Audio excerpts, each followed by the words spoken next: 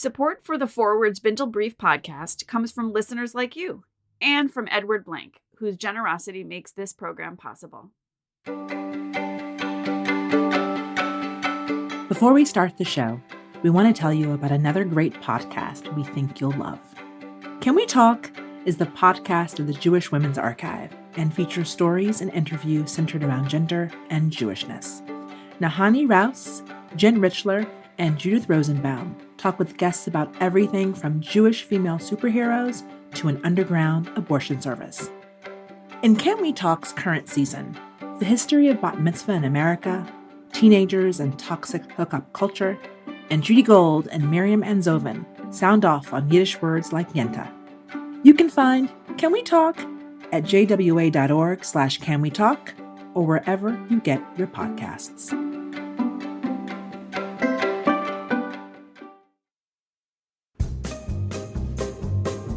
It's episode 2 of season 2 of A Bintel Brief in the year 2022. I'm Ginna Green.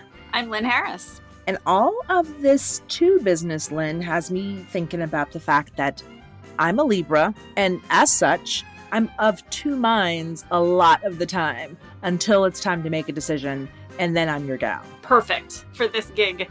Let's see, number two. Well, I now officially have 2 young Jewish adults in our home because my son recently became bar mitzvah.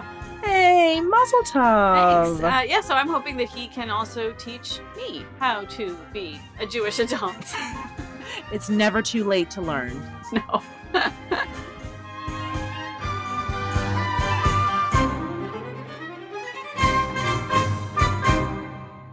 For this episode, we're going to go back into the recent past to revisit a letter from our last episode of last season. That episode was about a Jewish grandmother struggling to reconcile with her daughter's decision to baptize her new baby at the request of her non-Jewish in-laws. Interfaith partnership is a question Jews have wrestled with for eons. Yeah, and that's why Heartbroken Bubbe's story really struck a nerve. We were moved by her letter. Our listeners were really moved by her letter. And we know that because after we aired the episode, lots of you wrote in. A lot of you brought your own experiences to what you heard her say. We really received a lot of diverse takes on Heartbroken Bubbe's situation. And because those letters were so rich and so thought-provoking, we wanted to give Heartbroken Bubbe a second act, which we're going to do today in 3 parts. Part 1. We're going to do something extremely Jewish. We are going to read you excerpts from the letters that we got, and then we're going to analyze the responses to our responses. And given that this is such a timeless question, in part 2, the Forward's archivist, Chana Pollak, will join us and share a letter from a few generations back that speaks to the same issues. In Act 3, we always bring on an outside guest. And for this episode, we have a very, very special guest. I was thinking to myself, well, is that the way all grandmas need to be? I guess I imagined that I would be able to be a grandma where I could speak my mind and not get so much pushback. Yes, dear listeners, Heartbroken Bubbe herself joins us to share what's happened since she wrote in. Stay tuned to hear whether or not she took our advice. One last thing before we get started. We can't do an advice podcast without questions to answer. So big or small, silly or serious, please send us yours. We really want to hear them. You can reach us by emailing your question to bintel@forward.com. That's BINTEL@forward.com. You can also leave us a message at 201-540-9728. Again, that is 201-540-9728. Your voicemail might end up in an episode and you'll be Advice Podcast famous. And now, part 1 of Heartbroken Bubbe, Act 2. Responses to the responses. Dear Bintel, while I appreciate all the thought that went into your answer to the sad Bubbe, I would like to point out a missed opportunity. Sadly, she thinks that being a convert to Judaism is lesser than being born Jewish. That somehow she questions her own Judaism and its validity because her mother converted. Her mother was courageous. Her mother came to a new country and embraced her new faith. Sadly, the great Bubbe must have felt shame not to share this special history. Yeah, this commenter is correct that the whole conversion part of the story is a thread that we didn't tug on in our answer. And I think it is part of the story because it's got to be part of the same types of insecurity and trauma that Jews of a certain time and place carry with them. And the opportunity here is to talk about it. We always say that, to talk about it, but to talk about the anxiety about this legitimacy and Judaism, like that actually is the cure. So if Heartbroken Bubbe talks even more and reflects even more for herself on the weight of her family history, if nothing else, it could keep bringing them closer. So there really could be something wonderful to cultivate there. Right. And we also can't underestimate that for folks who convert to Judaism in history, in the present, and the future, it can really factor into how they experience Jewish community. I believe that this element of Heartbroken Bubbe's history of being the daughter of someone who converted colors her responses to her daughter's decisions about observing Judaism. And you almost can't separate them from each other. Yeah, it's beautiful and complex by definition. So many layers. In fact, here's another one. Our next response speaks to the expression of Judaism through the ages, from the perspective of someone in the next generation of Jews. Dear Bintel Brief team, I am a 30-year-old Jew living in Canada. I heard Heartbroken Bubbe's letter and felt deeply saddened, not only for Heartbroken Bubbe herself, but also for the current generation of young Jews and our future children and grandchildren. The recent rise in anti-Semitism notwithstanding, we are so privileged to live in a time where Jews in North America have the freedom to organize as a community and practice our religion openly. And still, our generation only wants to invest when it is, quote, convenient to do so. I hope that there are enough people in my generation who see the flaw in this attitude. Jews who realize that strengthening and preserving the Jewish community is a beautiful, complex, and essential endeavor know that the hard work we must put into it is an investment worth making. Okay, wow, there was a lot in that response that stuck out to me, but I think the one piece, Lynn, that really is sort of turning around in my head is the notion that the letter writer was mentioning, that strengthening and preserving the Jewish community is beautiful and complex. And I think that not only is strengthening and preserving the Jewish community complex and beautiful, but we are as a people. And how we do the strengthening and the preserving is as complex as we are as a community. I think about Heartbroken Bubbe and her daughter and her granddaughter, and each generation is going to do that beautiful, complex work of strengthening and preserving differently. And I think we have to be okay with that. Almost like wrestling with these questions, which are inevitable, is the work of strengthening and preserving. And here's our last response. Side note, it contains a word that is not my favorite word, but you'll see it makes sense in context. Dear Bintel, after hearing the podcast, I had to write. My grandmother ran from Poland. Her brother ran to Argentina. 8 remaining brothers and sisters and her parents were taken by Hitler. All my young life, she has said to me, not a shiksa, not a shiksa. I did marry a non-Jewish woman. Granny loved her and was happy for us. When my formerly Catholic wife and I told my grandma that it was important to my in-laws that we have our newborn son baptized, we wanted to know what she thought. She thought about it for a few seconds, and then she said, "Can you have too many blessings?" I know. I think it's pretty clear that the letter writer is correct. You can't have too many blessings.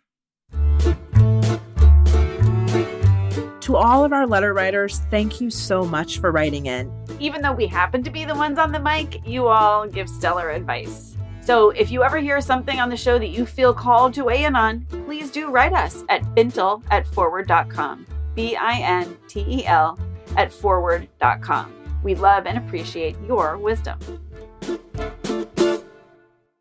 So, we've given Heartbroken Bubbe our advice. We've given her our listeners' advice. What, you may ask, is there possibly left to give? Right, we may have hit the advice ceiling on this one, but there is something else to offer. There always is, and that is comfort. The reality is that there have been Heartbroken Bubbes struggling with interfaith partnerships for years and years and years, and Zetas too. And there will be more to come. So we really do want to make sure that all of those heartbroken bubbies hear from other heartbroken bubbies past, so they know they are definitely not alone. And who better to call up for a trip back in time than the Forward's archivist, Chana Pollak. Hi, Lynn. Hi, Ginna. Hi, Chana. I am so excited that you're here. Thank you. Nice to be here. Did you pick up any new wisdom since the last episode? Well, you know what they say in Yiddish? Der Seichel is a Krieger. Wisdom advances at a snail's pace. So, there's hoping. So, Chana, what comfort does the archive have for Heartbroken Bubbe? Actually, I was really, really kind of blown away that I managed to find two letters from the 70s. And I was also thinking that about how it sort of paces out in history, right? Like, this is almost like aging Jewishly. So I was kind of moved to find two issues that I hope bring Heartbroken Bubbe some community and some comfort thereby. In the first case, in 79, the grandmother wrote into us that her sister's child is a child of an interfaith marriage. And they were really thrilled to find that the mother, who was the Gentile in this case, was really, really, as we know from studies that have done, and if you read the forward, you're going to know this, that frequently it's the interfaith partner that is really responding and very interested in making sure that Jewish education and Jewish continuity is part of their family life. So in this instance, that's the case. And the parents together decide they want to send their child to a Jewish day school. And so they approach a school that's near their house and they get like a flat out no. And so they're despondent. So I really love the forward's response. And I wanted to offer that kind of lightly to Heartbroken Bubbe too. I'm just going to like riff a little bit on the Yiddish. So the ending that they gave was, mir vernehmen sich nicht in der Bintel Brief abteilen mit Problemen, was haben sie tun mit jüdische Dinim und mit Pasken and Shilas. So even if you don't get Yiddish, I think you probably picked up a couple of the words there. And then they end with, weil der Oif haben mir keine Hora genug Rabbonim. So just like really quick, here's the forward's take on the inside baseball of these type of problems. There are enough rabbis to go around, they say, Kanai Hora. We're not going to get in too deep in terms of the law and, what does Jewish law have to say on this? But they also said, kind of, work it. Like, don't give up. They're like, tell your relatives, go find another rabbi. So I'm really hoping this might give Heartbroken Bubbe some comfort in a couple of ways. One, that this is 1979. These are issues that occurred over history, especially in our modern Jewish history. So they're definitely not alone. And I also love the kind of work it aspect. Forward readers are, what do we say, self-propelling. There's a lot of energy there, and there's a lot of knowledge, and there's a lot of community. And reach out, like you're not alone. So I just wanted to segue from that and go into the next letter I found, because I thought it might also bring some comfort. Because in the second letter I found, interestingly enough, it's a family that the writer, the mother of the family, the matriarch, is telling us, my husband and I were raised in Orthodoxy, and we practiced Orthodoxy, and we raised our kids Jewishly, right? And they're celebrating a bar mitzvah. The grandchildren, they raised their kids. They went to public school, but they also went to Jewish day schools. And yet they said, when we raised our kids, this is how a bar mitzvah went down. The kid would have the bar mitzvah in our shul. Then we would celebrate with a little bit of cake and some whiskey. And then at night we would have like a dinner. That was bar mitzvah in their time. New generation comes, and somebody reserved an unkosher hotel to celebrate bar mitzvah. And Bubbe and Zadie in this case are like, oh, what do we do? Which is kind of like Heartbroken Bubbe. Like, what do we do? How much do we say? How much don't we say? And in the end, they decided among themselves to tell the daughter-in-law, who there's a little bit of class issues too, which I think is interesting, in 1979, right?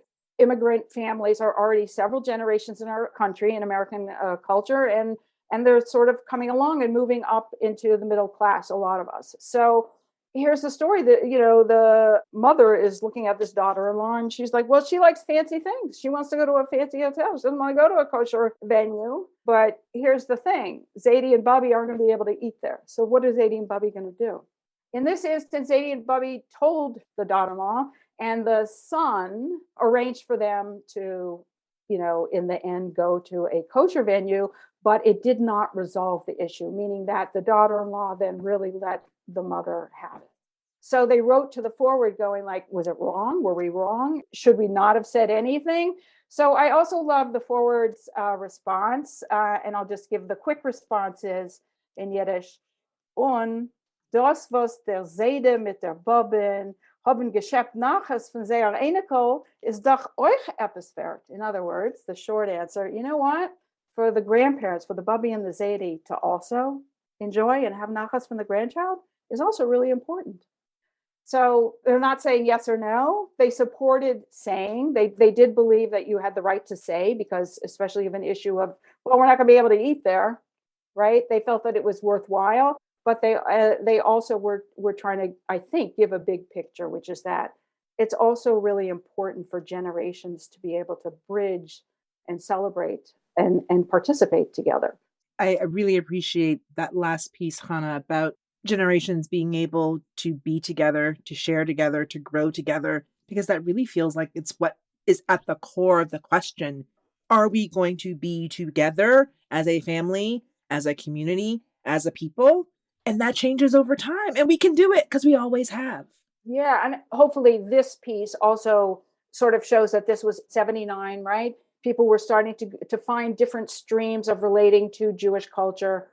And so this is, one of these letters is an interfaith family. The other letter is like within organized mainstream Jewish practice. People are trying to go different ways. So what do we do? It reminded me, on that note, it did remind me of the tagline of this episode, I think, which is, can one have too many blessings? Meaning, how can we make it so that we can all celebrate together? This is a blessing for all of us. To me, in this one, the kashrut is a detail. Let's make it so that we can all celebrate these blessings together. Amen. Well, Hannah, thank you so much for joining us. It is always a pleasure. Thanks, everybody. Sei gesund. Sei gesund. Sei gesund. We'll be right back after the break. I'm Rachel Fishman Feddersen, publisher and CEO of The Forward. And I'm Jody Rudoran, The Forward's editor-in-chief. Together, we're reinventing the nation's leading Jewish news organization for today's diverse American Jewish communities. We're carrying on a 125-year-old tradition of exposing anti-Semitism, holding power to account, and helping American Jews explore their identities, debate political issues, and connect to their culture. And we're doing those things in new ways that resonate with today's Jews of every type and stripe across generations. But we're a reader-supported nonprofit, and we can't do it without you. Please give whatever you can to support independent Jewish journalism by going to forward.com/donate. All right, now it's time for the moment you've been waiting for. Heartbroken Bubbe herself. And Heartbroken Bubbe has been on our mind. So we wondered what has happened since she wrote her heartfelt letter. So we decided to call her up and ask. So the question was, well, what has happened since all this drama? I've talked with other grandmas, and they all tell me exactly the same thing. Keep your mouth shut and your wallet open. And that's basically what I've been doing. And I've been able to go to visit. In fact, I just recently came back from a visit. And when I'm there, we'll make Shabbos dinner together and light candles. And before we light candles, now the baby's got enough dexterity to put some coins in the tzedakah box. I haven't had the guts to ask, do you do this when I'm not here? Oh man, I'm surprised I even have a tongue anymore. I've bitten it so many times. Oh, Heartbroken Bubbe. Oh. If only other people should have almost missing tongues. She and my mom would have had a lot of bitten tongues to talk about. I know that was a line my mom used to say also. Yeah, mouth shut, biting tongue, wallet open. This is the next level approach to the situation after the sort of immediate situation that we talked about, for sure. There's lots she's not saying. There's lots she wonders about. Lots she wishes were true, but she's there. They make Shabbos. The baby with the coins. So sweet. I know. I totally pictured little chubby hands dropping coins in a tzedakah box. She said, I haven't had the guts to ask, do you do this? Do you make Shabbos? Do you light candles? Do you give tzedakah when I'm not here? And, the thing that struck me about that sharing is that maybe it's okay that it doesn't happen when she's not there. We don't know, but there is a part of me that thinks that the memories that her granddaughter will have of these particular experiences, because they only happen a few times a year, there's something about how special and how resonant and how important they will be because they don't happen all the time. And that Bubby gets that association and gets that foundation with her. So there is some beauty in the infrequency, even though we know Heartbroken Bubbe, and many of us would love it if they did that every Friday night.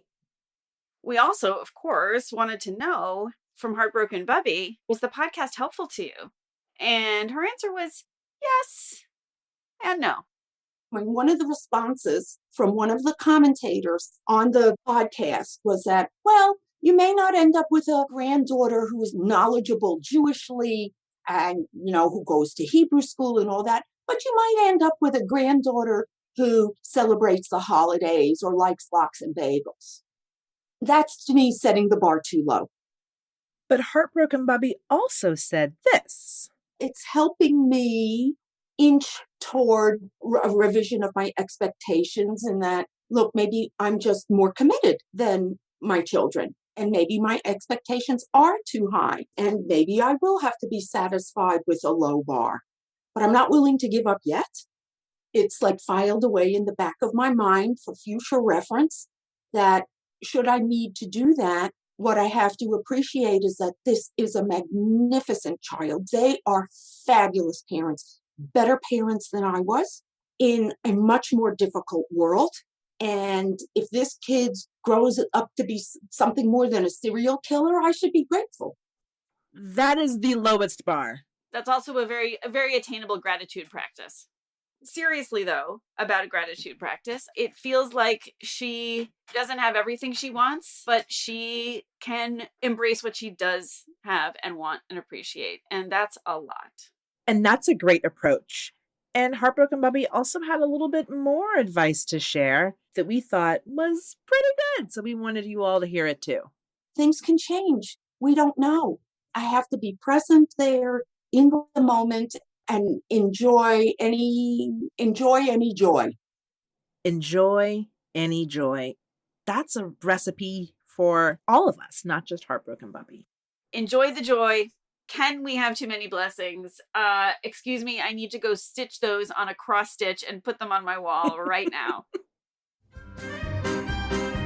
Well, we've come full circle with Heartbroken Bubbe, and I gotta say that I didn't expect that when we first answered her question back in season 1. Yeah, her question really is full of layers and full of gifts. I really appreciate her generosity with us. Well, you know what time it is?